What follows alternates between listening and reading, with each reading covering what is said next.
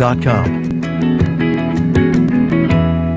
This is KUOW FM Seattle, KUOW Tumwater, and KQOW Bellingham. We are close to the noon hour on Friday, which means it's time for Week in Review. For a taste of what's in store, here's Bill Radke. Hello there. You know, we are in the city of Seattle, a city that may be too weird for Tim Walz. We're going to, we'll touch on that a little bit, but we'll also talk about this primary. If you voted in the primary, you had your say, so what did you say? Also, in the next hour, why did Washington State kick dozens of inmates out of its juvenile detention facility? Should you have to work in the office in order to prop up Seattle's downtown? And what made our panelists smile this week? Maybe there'll be some overlap and it'll make you smile too. We'll see. Stay tuned. With the KUOW app, you never have to worry about losing your radio signal. Stay up to date on the local news and stories you love from KUOW and NPR, no matter where your next road trip takes you. Listen live on KUOW and access all your favorite programs and podcasts in one place. Plus, it's compatible with CarPlay and Android Auto. Download the KUOW app now for your iOS or Android device. Happy listening.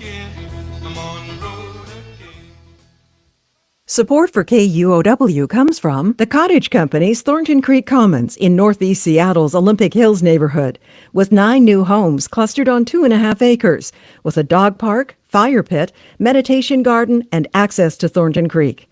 Open this Sunday from 2 to 4 and by appointment.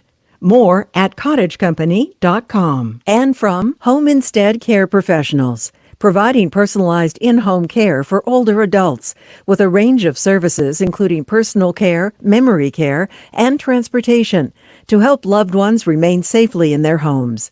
Learn more at homeinstead.com. Home Instead. To us, it's personal. If you want to see what you're hearing on Week in Review, you can watch on YouTube. Just search Week in Review. News headlines next. Hi, I'm Alex Rochester, the Digital Community Outreach Coordinator here at KUOW, one of the real human people who reads and replies to your questions and suggestions for stories. Help us give the auto-reply robots of the world a break. Thanks. And share your feedback and ideas at kuow.org/feedback. It's hazy and 73 degrees at 12:01. The news is first. Live from NPR News in Washington, I'm Lakshmi Singh. Dramatic images are emerging from southeastern Brazil, where a passenger plane crashed today. It sparked a fire in a residential area outside São Paulo. NPR's Carrie Kahn reports officials say 4 crew members and 58 passengers were on the flight. According to local firefighters, the plane operated by Volpass Airlines crashed in a residential neighborhood on its way to Sao Paulo's International Airport. The plane had taken off before noon. Firefighters were called to the scene around 1:20 p.m. local time. Videos posted on social media show the plane spinning out of control and falling from the sky. Other social media posts show large black billows of smoke and flames coming from the crash site. According to Flight Radar, a global flight tracker, the plane dropped more than 13,000 feet in just 2 minutes. In southern Brazil, at a public event, President Luiz Inácio Lula da Silva asked for a minute of silence. He said it appeared all on board had died, but didn't give specifics. Carrie Kahn, NPR News, Rio de Janeiro. The remnants of Debbie, now a post-tropical cyclone, will continue to barrel north across the mid-Atlantic and New England through this evening. The National Weather Service says heavy storms in Pennsylvania will clear out by tonight, but not without lasting impacts. Sydney Roach from member station WPSU reports from central Pennsylvania, where storm damage is widespread. John Bowen is a meteorologist with the National Weather Service and State College. He says central Pennsylvania could see between 3 to 7 inches of rain. A few of our rivers will continue to rise through tomorrow morning and crest most likely tomorrow afternoon. So we could still see some river flooding possible from that. Bowen expects some of the major rivers, including the Juniata and Susquehanna, to remain in flood stage until Sunday afternoon. Bowen says he's already seen many reports of closed roads, flooded intersections, downed trees, and stranded vehicles. For NPR News, I'm Sydney Roach in State College, Pennsylvania. 4 years after COVID caused a devastating pandemic, U.S. health officials have concluded that COVID-19 can now be considered an endemic disease. Here's NPR's Rob Stein. In an interview with NPR, a top advisor at the Centers for Disease Control and Prevention said that the agency now considers COVID to be endemic. Aaron Hall is the Deputy Director for Science at the CDC's Coronavirus and Other Respiratory Viruses Division. At this point, COVID-19 really can be described as endemic throughout the world. That means COVID is here to stay in fairly predictable ways, so people will have to continue to protect themselves by getting an updated vaccine once or twice a year and masking up in risky situations. That's NPR's Rob Stein reporting. The Dow's down slightly. S&P's risen 15 points. You're listening to NPR News.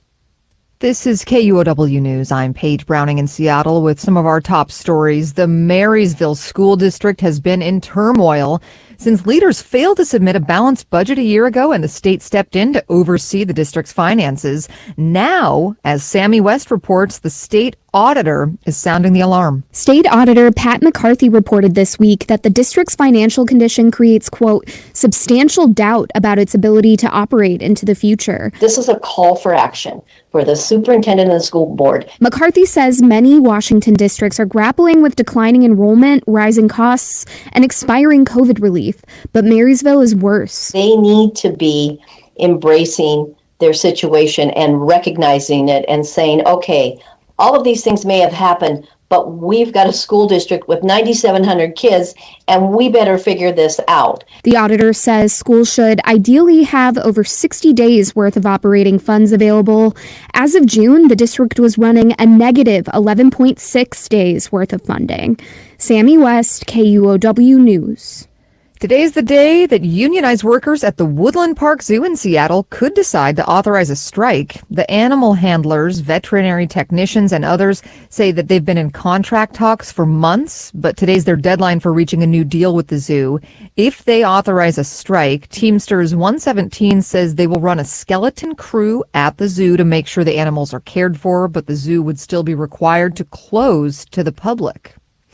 An invasive creature has crept into at least one local pet store. The creature, zebra mussels, which are capable of causing significant damage in Washington. It may have come into the state recently in a package of mossballs, a common accessory for home aquariums. Washington's Department of Fish and Wildlife says it got word on Monday that a wholesale aquarium company in Renton may have found the invasive mussels on a shipment. They're asking anyone who's bought Marimo mossballs in the last year to inspect them and decontaminate their tank. This is KUOW News. Support for NPR comes from NPR stations. Other contributors include Fisher Investments. As a fiduciary, Fisher Investments is obligated to act in their client's best interest. Learn more at FisherInvestments.com. Investing in securities involves the risk of loss. This is NPR. Welcome to Friday. Welcome to KUOW's Week in Review. Which way, Washington? What did our voters just tell us they want? My name is Bill Radke. If you watch this program on our YouTube live stream, you go to YouTube, search KUOW, you will see KUOW politics reporter and co-host of our new podcast, Sound Politics. Welcome, Scott Greenstone. Hey, thanks for having me. It's an honor. Sound Politics. That's a timely podcast to be dropping right now. Yeah, you and Libby right. Dankman, it's great stuff. So thank you so much. Yeah, well, I'll probably be rehashing a little bit of it on the show today, but hopefully we can stick to some new stuff too, and some extra stuff that we didn't get to in our primary results episode. Let's do all of that then. Also, if you tune in on YouTube, you will see Seattle Times editorial writer, columnist, author Claudia Rowe. Hi, Claudia. Hi, thanks for having me. Good to have you back. Thanks. Tacoma Tribune and Spokane Inlander columnist, former Port of Seattle commissioner, made it through the governor primary a few years ago as a Republican. Former politician, future politician, Bill Bryant. Right now, former. Bill Bryant, have you joined Republicans for Harris, by the way? As some of your I did not know there was a Republicans for Harris. Oh, so. the former state Republican Party chair, Chris Vance, is in. A former East Side Congress member, Rod Chandler, is in. They're endorsing Harris. Are you endorsing anyone yet? No. Okay. I'm writing a column, so I'm not endorsing anybody. Got it. Will you come on KUOW's Week in Review at some point? I will come whenever you invite me. Good. By the way, before we get to, we had a primary results come out this week. Before we go local, I just want to say I have gotten so used to the Seattle, San Francisco style progressive. I forgot there are liberals like Tim Walz until I saw him this week. He reminds me of going to the Tacoma Longshoreman Union Hall crab feed in the early 80s, which was full of Tim Walz's, and I went to college and I moved to Seattle, and I never see that guy anymore. You're nodding, Bill. I think he's an excellent choice for Vice President Harris. He is. When I look at him, I have the same impression. He reminds me of a Hubert Humphrey or a Maggie for our time. Maggie, Warren Magnuson, who was a Democrat, though, Senator Magnuson, right? Yeah, he was. But was from the Midwest. Was from the Midwest. Yeah. So that's my Tim Walz. You know what? He is Tim Walz the Glusenkamp Perez of the Midwest. Oh, well, you look at, not to bring it down, but Minnesota is much more, what he's done in Minnesota is much more progressive than Marie Glusenkamp Perez. If she has, she may have working class credentials, but. By the way, she was the biggest surprise of the congressional elections when she flipped the southwestern Washington district, 3rd district, from Republican to Democrat. And did okay this Tuesday, but is certainly looking at a razor-thin race again this year. But she's much more conservative as a Democrat than he is, right? She's criticized Biden on a lot of different things, even student loan debt relief. That's true. So politically, on their policies, they're very, very different. But they both love Filson and wearing flannel. So there's that. One more Tim Walz note. I thought when he's now famous for calling Trump and Vance weird. But remember when Seattle and Washington considered ourselves weird? When did weird become a bad thing? That was a West Coast badge of pride. Was weird. Keep Portland weird. Well, Seattle hasn't really been weird like that for quite a while. But we're yuppies now. Yeah. We're yuppies now. We had for newcomers, you've arrived at a place that used to have a counterculture, anti-establishment, very creative alternative vibe. And I'm speaking in the past tense. Yeah, I think that if weird might play in the Pearl District of Portland, but it doesn't play well out in the suburbs and beyond the suburbs of Oregon or Washington State. Yeah. Okay, well, let's talk. We talked a little bit with the 3rd District congressional campaign. We had a primary election that wrapped up this week. And again, in case you just moved here, we are a vote-by-mail state, which means that the ballots are still being counted. What did they finish counting? Oh, they have to. You're calling me on this. They it'll have be a to while. certify it by. They think it's somewhere near the end of the month. But we're talking live Friday at noon, and new results keep dropping every day. So we'll keep updating this stuff. Yeah, there's certainly a few races that we can tell. There's some clear leaders. One of the folks who's feeling very good, I think, right now is Attorney General Bob Ferguson, the progressive, standard bearer for the state Democratic Party, and he has a strong lead over his likely challenger in November. Running for governor. Oh, yes. Sorry. Yes. He's the Attorney General now, but he's running for governor. 45% last time I looked at the Secretary of State's website. Let me ask you, the Democratic Party endorsed Bob Ferguson for governor. The Republican Party endorsed Semi Bird. How did that work out? Not so great. I was at Semi's party on Tuesday night in Enumclaw, and they were trying to keep up spirits. They were saying there's still a lot of votes to count, and that's true, but he was less than 10%. Reichert is also not polling as strong. Sorry, Dave Reichert, the GOP front runner, former King County sheriff. He's up closer to Ferguson, but still, if you add both of those Republicans together, they don't equal Ferguson's kind of commanding lead. So I have to imagine the Republicans are thinking they're going to need to peel off some Democrats that are worried about public safety and things like that if they want to win in November and end 40 years, as Dave Reichert says. Also, former Congress member Dave Reichert. Yes, sorry, I should say that too. But yeah, 40 years of Democrats in the longest streak of gubernatorial, if I can use that word, Democrats in the nation. If they want to end that, they're going to have to win a couple Democrat votes at least. They're going to have to get Democrat votes, but he's also Dave Reichert is going to pick up, I think, independent, nonpartisan, apolitical votes in the suburbs that just didn't participate in this August primary.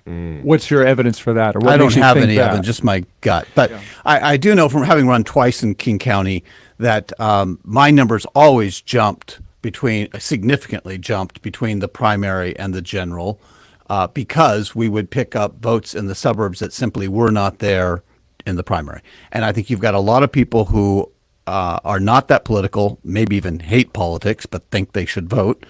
They don't want to pay attention to the news in August. They've got kids to get ready to go to school or the last camping trip to get in. And again, I don't have any data, but I do think that a lot of these independents, less political people just don't vote in the primary, but they will vote in November. I did talk to one independent voter at a voter panel we had last week who said that thing. He usually votes for Democrats. He kind of leans left, but he's just fed up with drugs, homelessness, and voting for Reichert. Did you get the sense he was going to lean toward Reichert? He said, I'm throwing a protest vote for Reichert. Wow. And what difference does this make to our listeners? What do we know about how Governor Reichert would govern differently from Governor Ferguson? I am curious what you've interviewed both of them, Claudia, for the Seattle Times editorial board, and you all endorsed Ferguson. We did. Well, one thing that is interesting and common to both of them is that both of them said that they would favor having the state schools chief, superintendent at OSPI, be a cabinet position, no longer an elected position, a cabinet appointed position. There's a lot to be said for that, and to be fair, the Times editorial board has come out in favor of that position for a long time. What's the argument for that? The argument is that presently the OSPI chief actually has very limited authority over what happens in education. There's like more than half a dozen different agencies that have some sort of hand in what goes on. And there's really no centralized vision, right? Everybody has a piece of the pie, and so it's very difficult to make change. Also, the present superintendent of OSPI doesn't really have a boss other than the voters, right? But if that person were, say, in Bob Ferguson's cabinet, maybe Bob Ferguson would say, make this happen, or I want to see these kinds of results. And then the OSPI chief would have to answer for some sort of measurement of performance, which isn't really the case at the moment. Yeah, constitutionally, education is the paramount responsibility of the state. And yet the governor has very little control over the Office of Superintendent of Public Instruction. Because because they're directly elected. And so you have a situation where the governor is going to be held accountable for the education quality in the state, along with the legislature, but neither have control over the education bureaucracy. And if you put that as a cabinet position under the governor, it would be easier to hold the governor accountable. I don't think that Jay Inslee is in any way held accountable for results of education in this state. No, but Scott, I want to hear from you. I want to pause this because neither this is not going to happen right away. So, and it's not a difference between Ferguson and Reichert right now in terms of how they're going to govern. So my question, Scott, was what do we know about how these two would be? What's at stake in the November election for listeners between Reichert and Ferguson? Yeah, no, what I was just not to use this whole conversation to promote my new podcast, but I'm hoping the next week on it we can actually zoom out and say, why do we elect the superintendent of public instruction and all these other? We're electing more statewide executives than any other state in the union this year. And I think it's a little bit too much. So hopefully next week we can tackle that question of do we vote too much, which I know is a little bit rude for a politics podcast to tackle. But zooming out between if we go back to Dave Reichert, a Republican, and how he would run the state, he's essentially pitching voters, we need a cop to come in to support police and also to clean up the place. He's going to, he says, enforce the laws on the books and funnel 30% of state funding into housing-linked treatment programs, potentially, create large campuses of housing for homeless folks. And as far as Ferguson and his pitch to voters, he's essentially he's a little bit more on defense. He's saying, look, you don't want a Republican who doesn't support the right to abortion. Even if he couldn't do anything about it legally, he still, who knows what he could do if he's in there. He has said, Reichert has said that he would uphold current Washington state abortion law, right? That's right. Yes. He has voted when he was in Congress. He did. Claudia, you look skeptical. I think he said a lot of things. I think he says different things depending on whom he is speaking to. And Bill, fair? I have not heard him say some of the things that I read in the Seattle Times he has said. Okay. But if that is true, then it seems like there's a lot of ambiguity there. Double talk. And this is the other thing that Ferguson is hitting on a lot constantly in ads is these secret recordings that were made by Democratic operatives surreptitiously recording Dave Reichert, who had never said anything about really Trump other than so he had criticized Donald Trump in the past. But they recorded him surreptitiously, I think, earlier this year, saying, I love his policies and I have a signed MAGA hat at home. Mm-hmm. And so, using that, obviously, Ferguson, between now and November, he's going to bring that up all the time. That's what Bob wants this campaign to be about, is Trump and abortion. And that's what he talks about over and over again. And it served him very well in his first term. Had Secretary Clinton been elected president, we probably wouldn't have had an attorney general in this state with the profile that he had, because his whole first term he spent attacking Trump. That was the whole deal. Now he's trying to jump on the same strategy with Rowe. Whether it works this time, I'm not sure, because I think people are focused on the level of property crime. They're focused on homelessness. They know that we haven't fixed McCleary and that education in rural and underprivileged neighborhoods are still suffering. They want to talk about those things. To the extent that they want to talk about and focus on Trump and abortion, I'm not sure those are the top two things on their minds. Shall we move to we briefly brought up the 3rd District. We had several primary campaigns for Congress. What happened? What was most interesting to you, Scott? I'm looking over in Yakima and Wenatchee, where Dan Newhouse, who is one of the only remaining members of the so-called impeachment 10, the 10 Republicans in the House who voted to impeach Donald Trump in 2021, he survived re-election 2 years ago against a Trump-endorsed Lauren Culp, who ran for governor in 2020. But this year he is looking, this primary is not looking good for him. He is trailing a former NASCAR driver, Jared Sussler, who was endorsed by Trump. And, 2 years ago, he got to run against a Democrat in the general. Now he's running against a Republican who, is endorsed by Trump, and Trump's on the ticket. And in that part of the state, that may be, there are a lot of Trump supporters, clearly, still. And there are not a lot of Democrats. And so he can do some outreach to Democrats, but he still is a conservative. And so it's not clear. He could be. He's one of only 2 Republicans left who voted to impeach Trump. Down in the 3rd, Jamie Herrera Butler was one of the others. She lost re-election 2 years ago.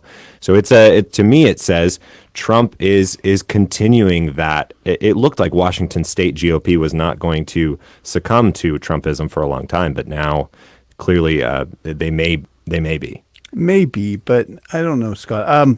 I used to live in Yakima and for many, many years. I think Dan. I agree. It's going to be tight, but I think he will pick up Democrat votes, given a choice between Governor or Congressman Newhouse and his Trump opponent. I think the Democrats will vote to reelect Congressman Newhouse, and I think he will pick up some of Tiffany Smiley's voters. And if he's able to do that, pull together a coalition of Smiley and Democrats, he can get the 51% he needs to stay there. But you're right; it's going to be close. But if I were him, I wouldn't be panicking. What about the open congressional seat on the Olympic Peninsula area, District 6? Derek Kilmer was in that seat, and he left, and now what?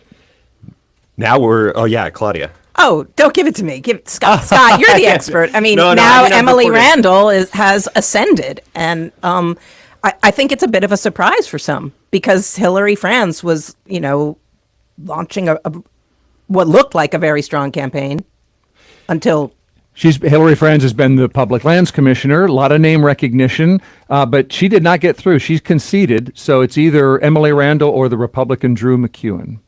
And this district has not elected a Republican since the 60s. It's never elected a woman, certainly never elected a queer Latina. She will, I think, if trends hold, certainly win. I mean, Derek Kilmer was winning that district with easily 6-7 points ahead of any Republican. Congress, Washington State, I think likely will send the first out queer Latina in history to Congress this November. And Emily Randall is very interesting. She got a ton of money last minute from some crypto billionaires who support Trump, but are trying to deregulate or get friendlier regulation for the crypto industry. They spent almost $1.5 million. Why is Emily Randall a big deregulate crypto person? She seems to be very friendly to crypto, although so was Hillary Franz. So it's unclear. I think they're just trying to make friends and play nice. So, Scott, what do you think happened with Hillary Franz, who had all the name recognition and all the apparent momentum, and no? Oh, gosh, what happened with Hillary Franz? I don't think this is actually about Hillary Franz. I think it is about Emily Randall. She's won in purple parts of that district before. She's proven she has some real strength with working class. You'd think maybe she would be a progressive on paper, but she's actually not. If you look at her policies, she's more of just a classic Democrat.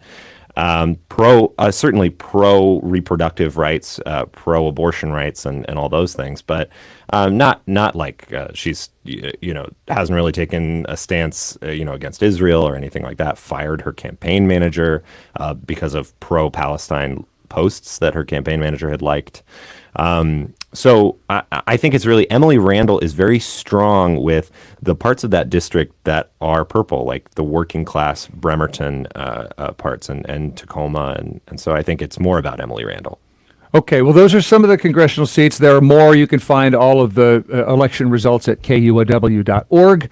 You can listen to Sound Politics with Scott Greenstone and Libby Dankman. I want to, before we leave elections, is there a single Republican in statewide executive office in Washington State? I don't think so, right? Not right now. But that could be about to change? It's looking like a very close race to replace Hillary Franz as Commissioner of Public Lands. You have so many Democrats that they split the ticket. 5 Democrats split the Democrats 5 ways, and then 2 Republicans. Jamie Herrera Butler, who we talked about earlier, voted to impeach Trump. She's getting the more maybe moderate Republicans, and then Sue Keel Peterson is getting the more Trumpy vote. She's endorsed by the party, but it's very close still, right? The Democrat is how far away? Like 1,000 votes, 1,500 votes or something. I think. Yeah, this is Dave Updegrove. Yeah. Seems closer every time I refresh that page. And for listeners who are not political, followers, is it conventional wisdom is that later ballots go to Democrats?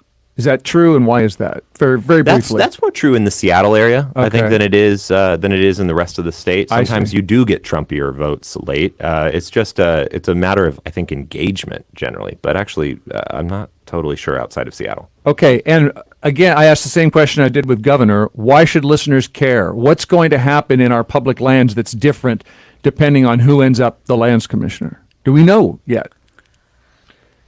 We don't know. We do know that Dave Updegrove has some pretty ambitious, wide-ranging plans that kind of go beyond the traditional purview of a lands commissioner. So that's intriguing. Any examples? This is not my area of expertise, so I don't want to get too deep over my head. Scott? It's also not my area of expertise. I've only looked at polling in this race, but it seems like if I can talk in very broad terms, he wants to cut less trees. He wants to cut fewer trees, and both the Republicans want to cut more trees. Okay. We'll have more time to look specifically into all of these election campaigns between now and November. Okay, did we cover enough of that before I want to ask, because I do want to ask about we have the Attorney General replacement. Anything there our listeners should know? Big differences between those two? Between Pete Serrano and Nick Brown? Right, Republican Serrano, Democrat Brown. Yeah, massive differences. Yeah. What should we know? Well, when Pete Serrano came and talked to the Seattle Times editorial board, he wouldn't say whether Trump won or did not win the election. He has, I believe, supported the January 6th insurgents. Let's see. He has said that he would not be in favor of any law that he considers unconstitutional, such as an assault weapons ban. So those are some things that he said. You have options. He's going to go hard at Nick Brown, though, the Democrat. Nick Brown was the U.S. attorney here in Seattle, so he put drug dealers in jail, like white supremacists and Stillicum, things like that. But he has said in the past that he's told his lawyers, he told me this actually when I interviewed him last year, he said he tells his lawyers, go into court and argue for the least time necessary. So sentencing should be as low as possible, as low as necessary. And I think Republicans will probably go after him for that on the tough on crime thing. Okay. And Monka Dhingra, who is the deputy majority leader in the state Senate, I also think of. She's from the East Side. I think of having a lot of name recognition, used to be a prosecutor. Did not get through for Attorney General. And the final, we brought up schools, the school chief, superintendent of public instruction, but didn't say anything about who got through in the primary. And that's quite a choice, isn't it? It is quite a choice. So Chris Reichdahl, the two-term incumbent, has made it through handily, and that's no surprise. He is a energetic politician. What is a surprise is his opponent, David Olson, who is a longtime school board member from the Peninsula School District in Gig Harbor. Though this is a bipartisan position. Or nonpartisan. Sorry, nonpartisan. Thank you. Sorry. Nonpartisan position. David Olson has been endorsed by Republicans. And, he's an interesting candidate. There are some things that he's done in Gig Harbor that the school board there has done that are really smart and way out ahead of the rest of the state. For instance, a ban on smartphones in high school, and in fact, first in the high school and then district-wide. That appears to have had a really profound effect on kids coming back after COVID, on mental health stuff, on general functionality of the schools, and one wonders why this isn't a wider prohibition, even though OSPI doesn't really have the power to prohibit cell phones in school. It could issue more stronger recommendations, and it has not. My kids are losing their phones at school starting this fall on Mercer Island. This would be a good story if we haven't done this yet on KUOW. It's very patchworky, sort of district by district, and there is not real leadership on that from Olympia, from OSPI. Right. I mean, the OSPI, Superintendent of Public Instruction, doesn't have a lot of direct power, but he or she has a bully pulpit. Or could. Yes. Right. They could have a platform, and they could leverage that platform to convince legislators and school districts to take action that just simply is not being utilized right now. That platform is not being utilized by Chris. There are other ways that, I would like to see OSPI take kind of a more directive approach, particularly on school finances. You see Marysville imploding. You see Moses Lake having also huge budget problems. Seattle is well known. And though school districts must submit so-called balanced budgets to OSPI that sort of forecast out several years, OSPI doesn't sort of take them in hand until it's way late and say, hey, you need to do some things to get your finances back in order. It's too late. And I think that when school districts are managing billion-dollar budgets, as is in the case of Seattle, and you have sort of well-meaning volunteers as school board members overseeing that, that's a mismatch. There needs to be more really hardcore financial expertise. And if you're going to have sort of citizens providing oversight to the district staff, the superintendent, they need to have that kind of financial management experience, or OSPI has to help them, and it has really been very kind of local control, and then you get into terrible problems. Okay, we're going to dig more into the school superintendent campaign again between now and November. Find out the differences between Chris Reichdahl and David Olson.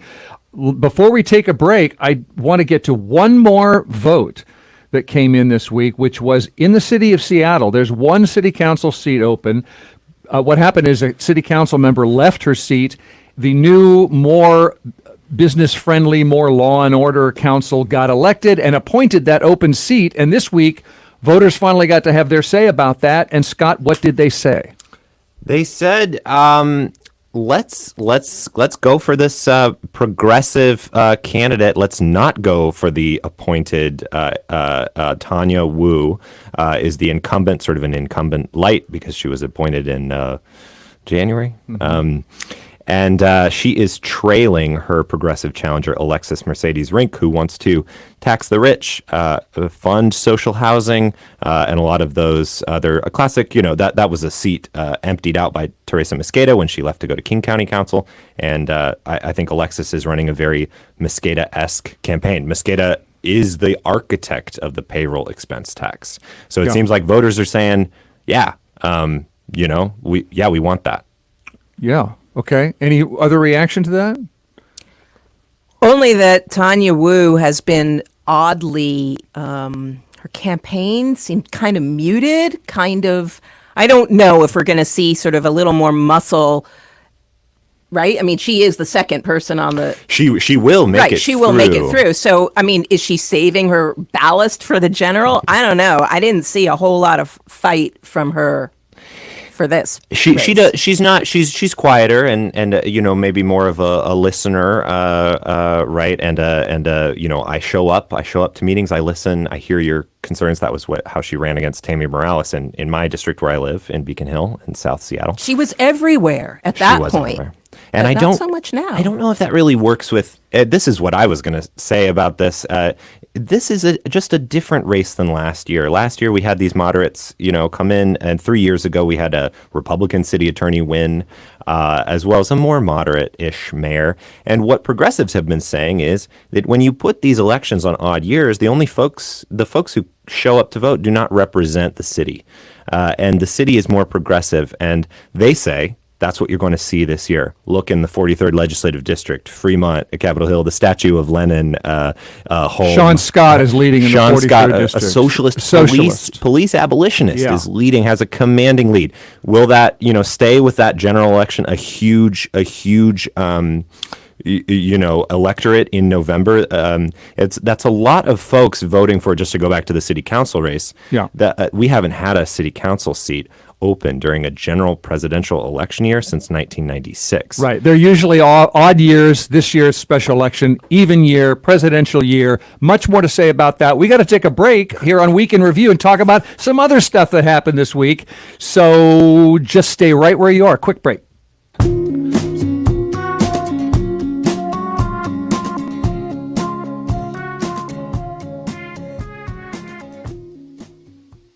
This election year is officially underway, but with NPR News, it does not have to be overwhelming. Election 2024. Get closer to the issues, get closer to your vote.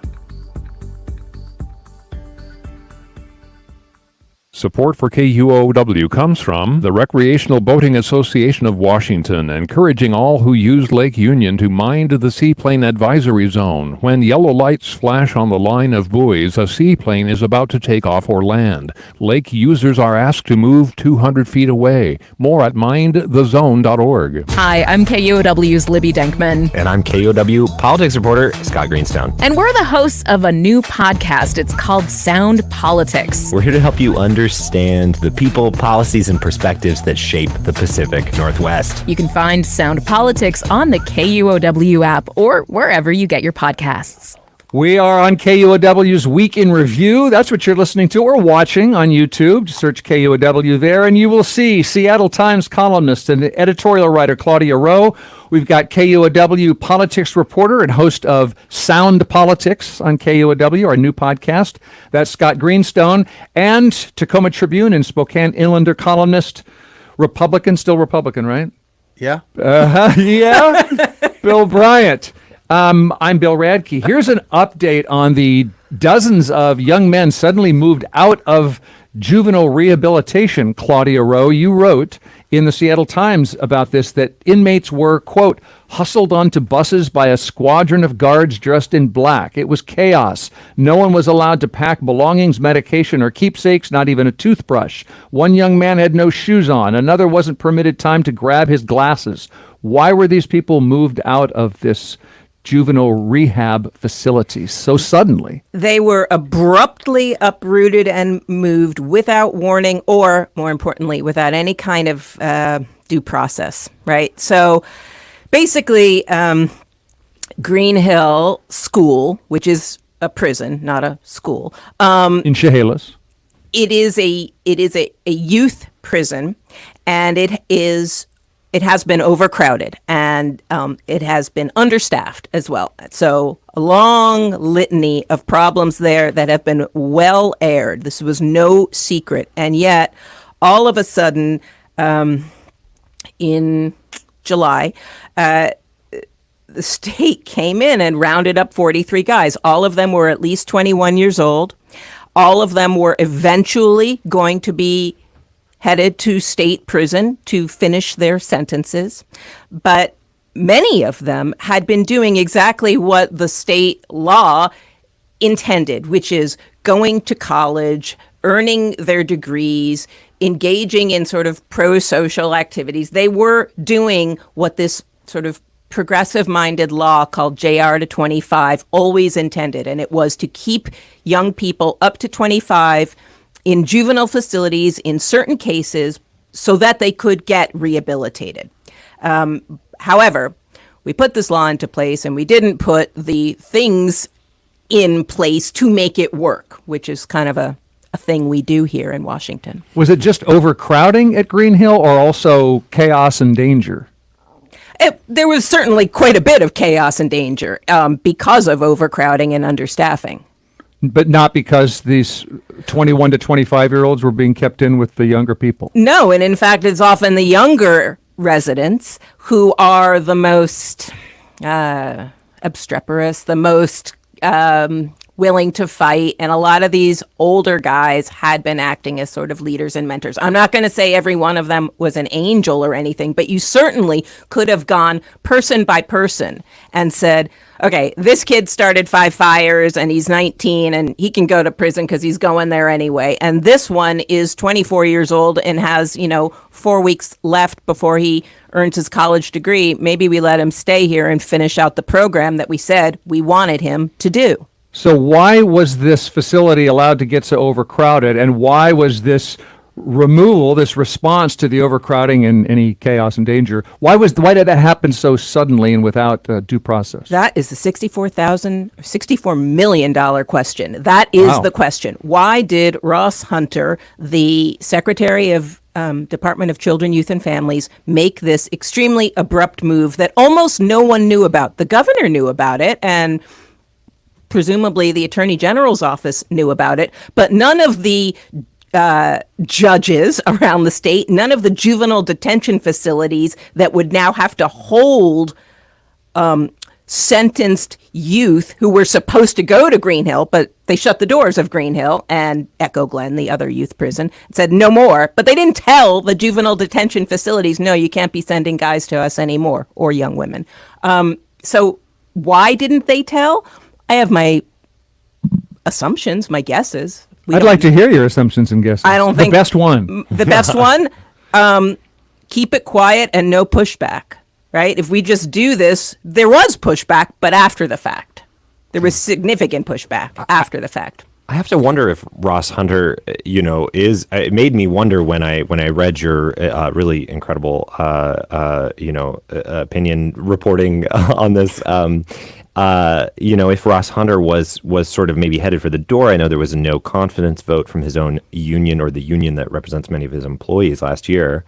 I know he's also done some other good stuff. He's gotten down the hoteling numbers, right? Kids who would normally be in foster care are put up sometimes by the state in hotels. He's managed to bring that practice down some. There's still a lot of kids in hotels, but not in, happily, not sleeping in social workers' offices. So, there's been some I'm looking for a good story in the juvenile rehabilitation or the foster care system. Just the Department of Children, Youth, and Families. Maybe I'm looking for a good story, but I wonder, will the next governor, Bob Ferguson, maybe fire Ross Hunter or look for new? It's a fair question. One might wonder whether Ross Hunter ever wanted the responsibility for youth prisons and perhaps wanted to, I don't know, torpedo this JR to 25 program or put it under corrections, something else. I wonder, because it is not in a good state, is not working well. Well, what about that, Bill? Beyond this one secretary, what does this say to you about how our state is working or how this department's working? I don't think it is, and I think we have a bigger issue that I'm afraid we won't address, and that is Claudia's done a great job of bringing this whole episode to light, and I think it might get enough attention that perhaps the next legislature or the next governor will deal with it. But it's bigger than this one issue. In Washington State, youth mental health is ranked 48 out of 50 states. That's atrocious for a state this. How do they measure that? I don't know. It's Mental Health America, and they have a whole set of criteria, and they rate where you are on these different things. I believe it's access to care. Part of it access to care, but we're 42nd in youth substance abuse. So across the board, we're 49th in youth who are possibly suicidal. I mean, across the board, we have a mental health problem with our youth, and I don't think that's unrelated to the problems we're having in our correctional facilities or homelessness on our streets or the drug problem. And unless we step back and take a more comprehensive look at what is happening to our youth in this state and what sort of institutional and legal changes need to occur, I think we're going to continue to play whack-a-mole. We'll fix Green Hill and we'll fix this homeless camp over here, but we're not going to deal with the larger issue, which I think at the end of the day comes down to drugs and mental health. If say a Republican were to win in November as governor, Dave Reichert, and how would you advise him on how to? I am sort of curious about how Republicans, because I've only heard from maybe the more MAGA folks. I don't know about folks like Reichert. How do you think they should address this? What you're talking about? I think we need to step back and look at the whole mental health perspective, not only for youth but adults, because within the adult community we don't rank too much higher than we're still in the 40s. So we step back and do what? We need to step back and look at how we're treating mental health and the ability to access it in the state and figuring out, even if that access is available, people are not taking advantage of it. Why? And I don't think that's unrelated to our permissive drug policies in this state. And I think that's connected to our homeless situation. So this is not a whack-a-mole situation. We need to step back and look at how we're dealing with corrections, rehabilitation, mental health, drugs, and approach it much more organically and comprehensively than we ever have in the past. And because they're all addressed by different bureaucracies and different legislative committees, it's very difficult to get that comprehensive approach. And with young people, this is all showing up in the schools. So this issue of mental health, the question is really, what should schools be expected to do, right? If we have this problem and our K-12 population demographics are changing and there are many more kids with many more challenges coming into schools than was true even 15 years ago, what then do we expect what services do we expect our schools to provide, and are we ever going to fund them? Because we presently are flatly atrocious in delivering mental health services to kids in school, which is where they are, right? So if you're going to try to tackle that problem of youth mental health, why wouldn't you focus it in schools? 100%. Okay, we must take a break, and the update I promised you on this situation is that the Green Hill Juvenile Rehabilitation Facility, starting today, is again accepting new inmates. I don't know how it's going to. Did you know that? Yeah, I did know that. Actually, all those guys and all those guys who were sent to prison, the 43 guys, they all got sent back after a week. Yeah, a judge weighed in and blah, blah, blah. Right. And you can read some excellent reporting on that in a publication called the Seattle Times. That's Claudia Rowe. Heard of that one. We are going to take another break and come right back. Should you have to work in the office in order to prop up Seattle's downtown? Stay tuned.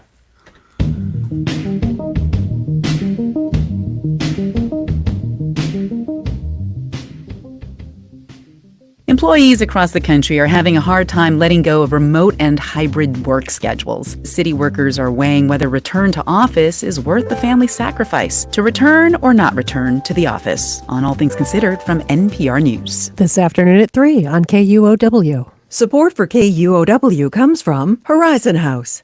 Horizon House, independent living on Seattle's First Hill, welcomes adults 62 and over from diverse backgrounds and cultures, including LGBTQ+.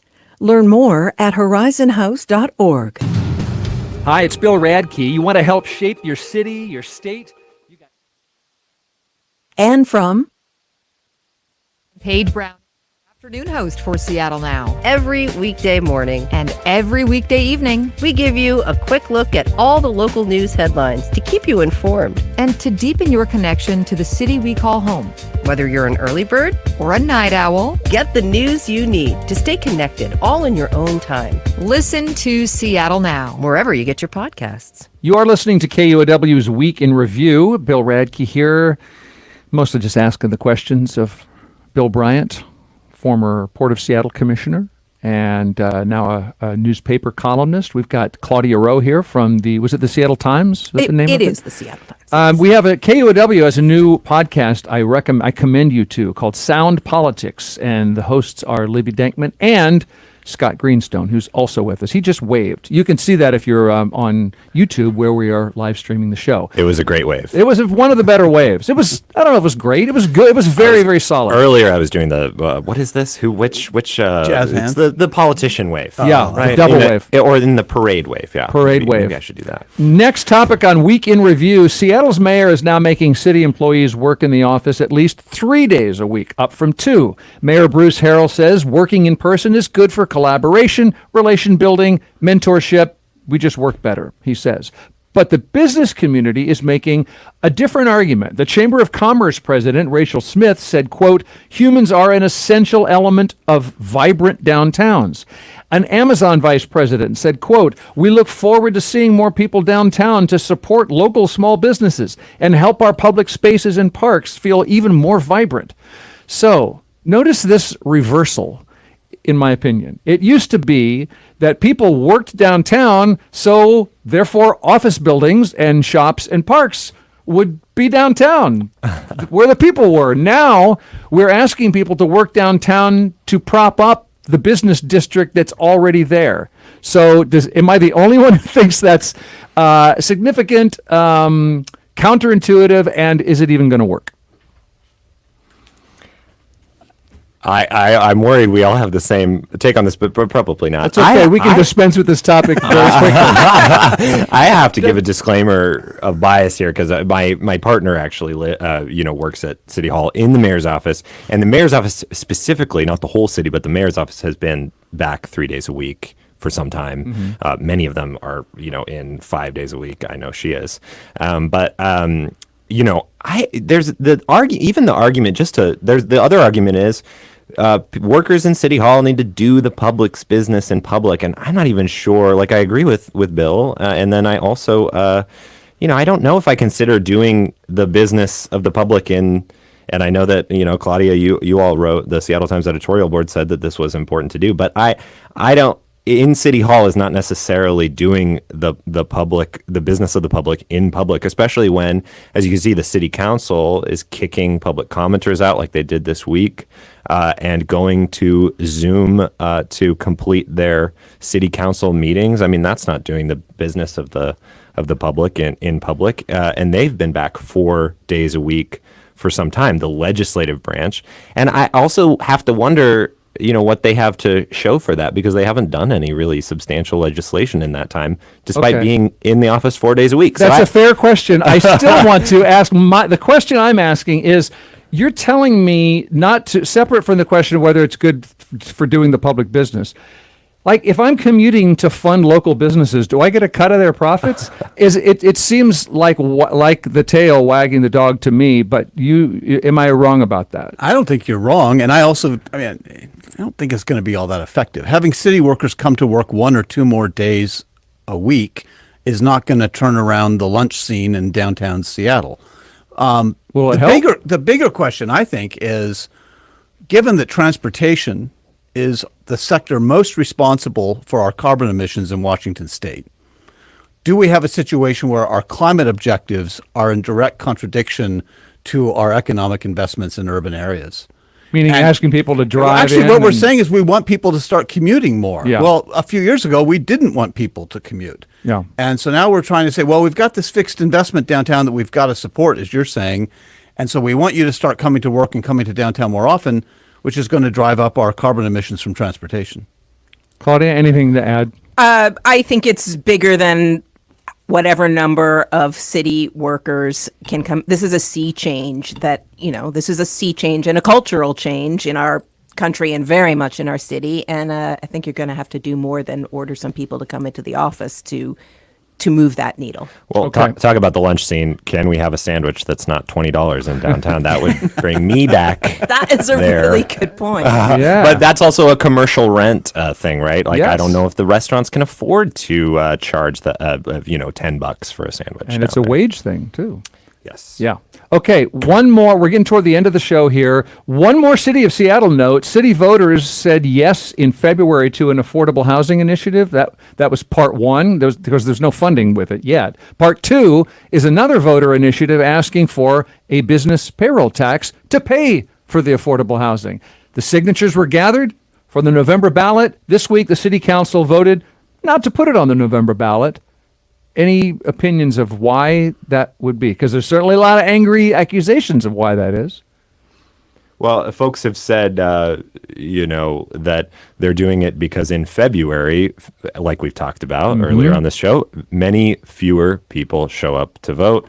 But I don't really know if Meaning the city council doesn't want this to pass, doesn't want the funding for social housing to pass? The allegation, yes, is that they don't want it to pass, so they would like it to go up in February when more homeowners or folks who are a little bit not as gung-ho on new taxes will come to vote. But I'm not sure, because this social housing developer that they want to fund was created during a February election on an off year, and it passed with a strong margin of 57%. That wasn't a tax, and this is. I think what they'd want to do is maybe they want to strategize around, do we want this tax to go to this new developer that hasn't really been fully set up yet or has struggled to kind of put itself together? Or do we want it to go to like our affordable housing nonprofits that are, pretty set up? Okay. And they could do that. They could put something beside it on the ballot that would say, yeah, the new tax could go to social housing, which hasn't been tried here, or it could go to, what has been tried. Okay. A couple more stories before I ask you what made you smile. Number one, just very quickly, Boeing's new CEO came to town yesterday, toured the Renton factory, 737. Meanwhile, NASA says Boeing might not be able to get its astronauts home. Boeing sent up a couple astronauts in June on its new Starliner space capsule, and it didn't go great. There were equipment problems. The astronauts have been waiting on the space station. This week, NASA said, I guess we'll just have to have Elon Musk bring them home. So Musk's company, SpaceX, the idea is to send its capsule up next month and bring these astronauts home, not after 8 days, but in February, which is mind-blowing to me, and yet another ouch for Boeing. They were supposed to, be back in mid-June. Number two, speaking of troubled capsules, the Everett company OceanGate's been sued for $50 million by the family of a French explorer who died last year, along with 4 others, when the OceanGate submersible Titan imploded on its way to the Titanic wreckage. OceanGate has shut down operations, and legal experts say there might not be very much money available. Okay, that's my rundown. We've covered a lot of stuff this week. Was there anything in there that made you smile? I've got 2. 2 smiles I've in got 2 1 smiles. week? Yeah. Well, one's down. related to the week, and one just made me smile this week. But the one that's related to the week and things we've talked about is that 2 members of Congress, one former member and one current member, Dan Newhouse and Jamie Herrera Butler, both members of the impeachment 10. That means they are Republicans who voted to impeach Trump. Yeah. Both survived their primary and will be on the general election ballot in Washington State. And neither were supported by the Washington State Republican Party. And that makes me smile. Okay. Can I have one more? Sure. And this is maybe a plug, but this really made me smile. I just finished Kevin Fedarko's book, A Walk in the Park. And I've camped and hiked in a lot of the backcountry of the Grand Canyon. This is about a through hike through the entire Grand Canyon. And it made me cry, cringe, and smile a lot. Oh. And if you love the canyon, it's a great book. A Walk in the Park. A Walk in the Park, Kevin Fedarko. We got a minute left. 2 smiles. Do you have tips for JD Vance about smiling?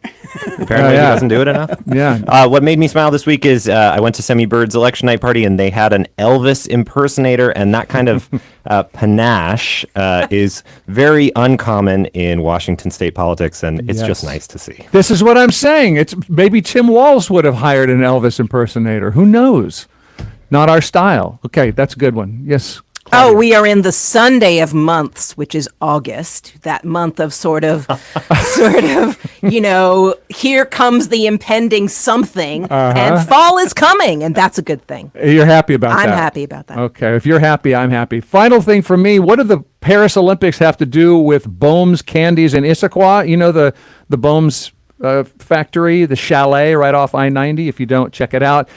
There's an Olympic torch in there. Historian Felix Bonnell at My Northwest says before Julius Bohm was a chocolate maker here, he competed for Austria in the 1924 Paris Olympics, a century ago, in the 4-man relay. He later fled the Nazis, came to Issaquah in the 50s, built a candy store and factory and authentic Austrian chalet as a roadside tourist attraction. He also, by the way, climbed Mount Rainier at age 70, age 80, and age 81. And the Olympic torch that Julius Bohm carried for Hitler's 1936 Olympics is on display in the chalet. So, local history makes me smile. It's no walk in the park, Bill, but it's not bad. This has been KUOW's Week in Review. That is Bill Bryant, former Port of Seattle commissioner, also now a columnist, Tacoma Tribune and Spokane Insider. Claudia Rowe knows columnisting because she's an editorial writer as well at the Seattle Times. And KUOW's Scott Greenstone co-hosts your favorite new podcast, KUOW's Sound Politics. Check it out. Thanks, everybody. I appreciate it. Thanks for having us. Thank you. And thank you to our producer, Kevin Kniestead, Kathy Faulkner running the soundboard. And I'm Bill Radke, and I look forward to seeing you a week from today.